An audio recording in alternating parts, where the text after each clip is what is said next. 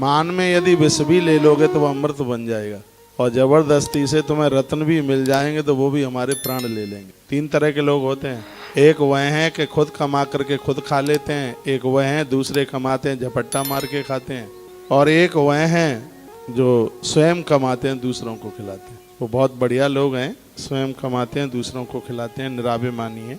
आप बिल्कुल बड़े आदमी बन जाएंगे।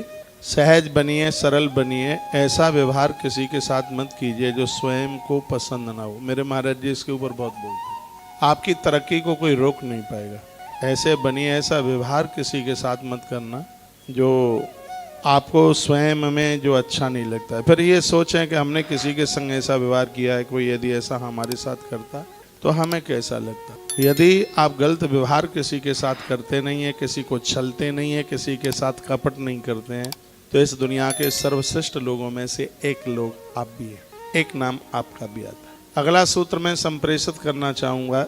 जितने छोटे लोगों को आप अपना मानोगे, उन्हें गले लगाओगे, उनके ऊपर स्नेह करोगे, आपकी तरक्की को कोई रोक नहीं पाएगा। इस दुनिया में जितने भी बड़े लोग बने हैं, छोटे जनों का बहुत साथ मिला है, उन्हें बहुत संग मिला है।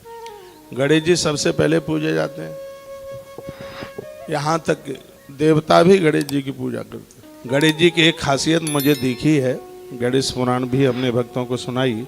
ऐसे भगवान गणेश हैं जिनका वाहन बहुत छोटा है, चूहा है, सबसे छोटा है। सब देवताओं में आप देखोगे तो सबसे छोटा जो वाहन है वो भगवान गणेश का है। सीधी सी बात है, इस समाज का छोटे से छोटा व्यक्ति जिस दिन तुम्हें झेल लेगा, उस दिन पूरी दुनिया में सबसे बड़े आदमी तुम हो जाओगे। छोटे से छोटा व्यक्ति भी तुम्हारे वजन को सहन कर ले, छोटे से छोटे व्यक्ति को भी आपसे तकलीफ ना हो, इस दुनिया में आपकी श्रेष्ठता बढ़ती जाएगी, आपका कद बढ़ता जाएगा, आप बहुत ऊपर चले जाएंगे, आपकी बहुत तरक्की हो जाएगी।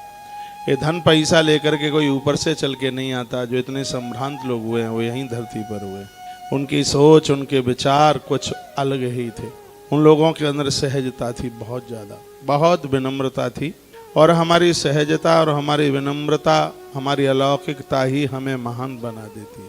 तो बड़ा बनने के लिए छोटा बनिए, सहज बनिए। बड़ा बनने के लिए छोटा ही बनने की जरूरत होती है। तो बड़ा बनता है, रेल आकाश में नहीं जा पाती है क्योंकि वो बहुत बड़ी है, उसकी लंबाई है, नहीं जा पाती।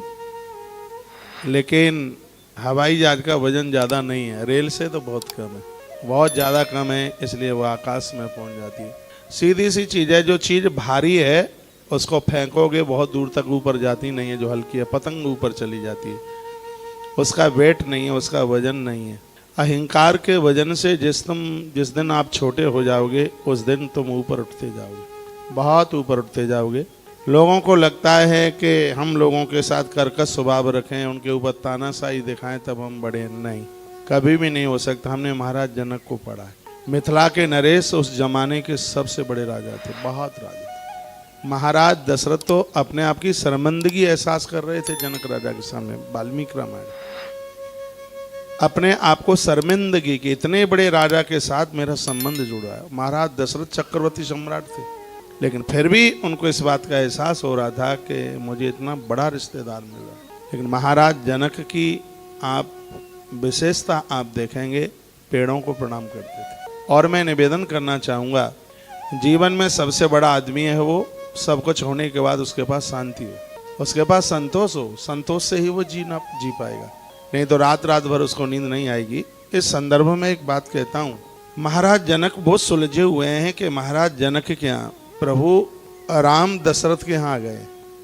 उनके पास कुछ विशेषता, श्रेष्ठता रही होगी, लेकिन जानकी पैदा नहीं हुई उनके यहाँ।